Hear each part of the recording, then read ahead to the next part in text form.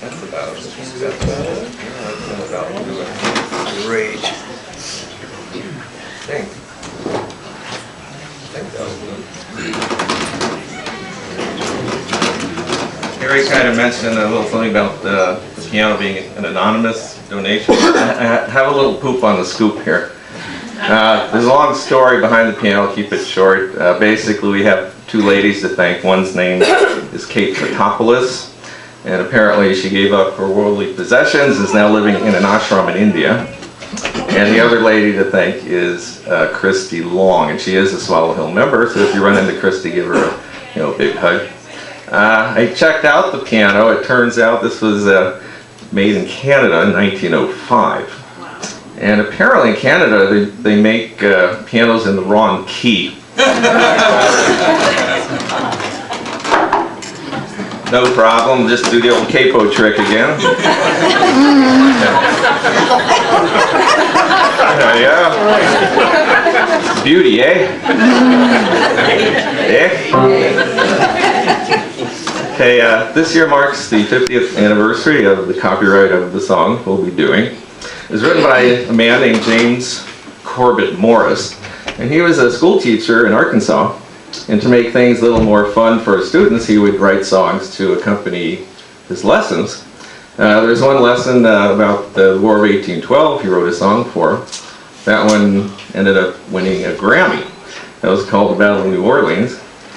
And he went on to write thousands and thousands of songs, over 5,000 songs, maybe 6,000 songs. By the time he died in 1998, he wrote a lot of songs. And when he did die, it didn't slow him down a bit. He's still writing songs today. Anyway, I didn't even realize it, but it is February, and it is a love song. It's about the love between a man and a horse. By the way, somewhere along the line, James Corbett Morris did change his name legally to Jimmy Driftwood. So, guess what song we're doing?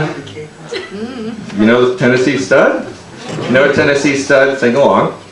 If you don't, just sing the song you do know. I don't care. It's easy to get along with.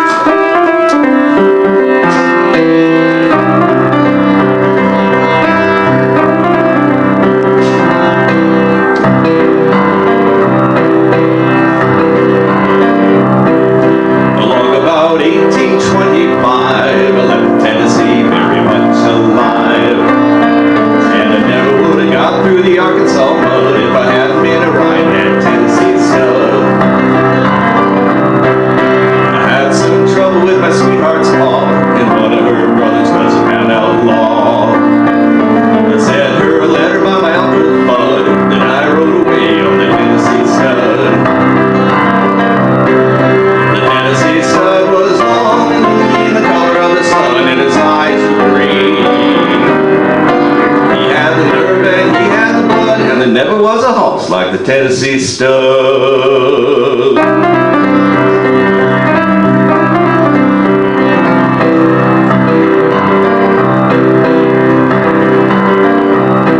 One day I was riding in a beautiful land and ran smack into an Indian band. They jumped their nags with a whoop and a yell, but I rode away like a pound in a well. Circled their camp for a time or two, showed what a Tennessee horse could do. Redskin boys never got my blood, 'cause I was riding that Tennessee Stud. Get up there, boy! The Tennessee Stud was long and lean, the color of the sun, and his eyes were green. He had the nerve and he had the blood, and there never was a horse like the Tennessee Stud.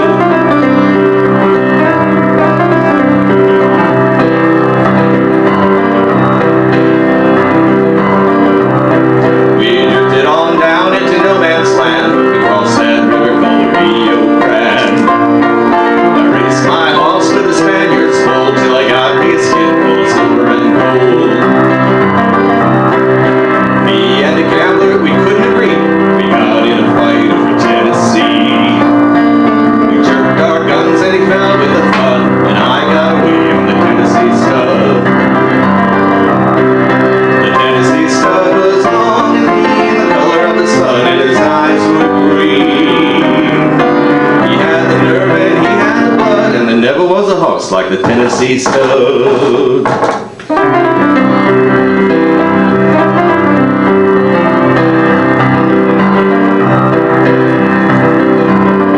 Well, I got just as lonesome as a man can be, dreaming of my girl in Tennessee. The Tennessee stud's green eyes turned blue, 'cause he wasn't dreaming of a sweetheart too. He's a big fella, we don't fight back across Arkansas, a hoop-tooth brother and a broken ball. When I found that girl with the golden hair, she was a right-hand Tennessee bear. Oh boy! The Tennessee stud was long and lean, the color of the sun, and his eyes were green. He had the nerve and he had the blood, and there never was a house like the Tennessee stud.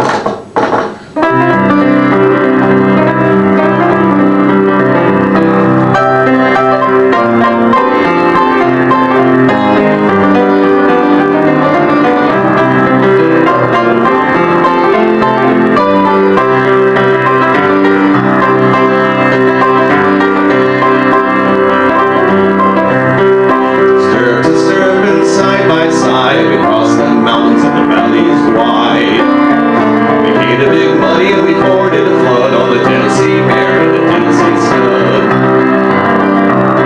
There's a pretty little baby on the cabin floor, little houseboat lay around the door. I love that girl with the golden hair, and the Tennessee stud loves the Tennessee mare. Them's good horses. The Tennessee stud was long and lean, the color of the sun, and his eyes were green. He had the nerve and he had the blood, and there never was a house like the Tennessee stud.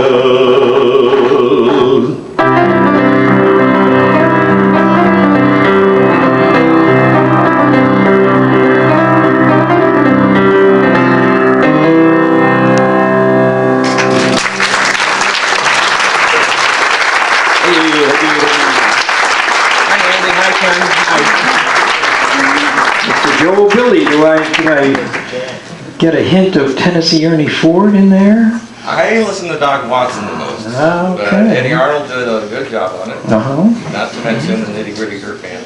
Yes, for sure. Lots of versions. Right. Joe Billy, folks. We should have known by the hat.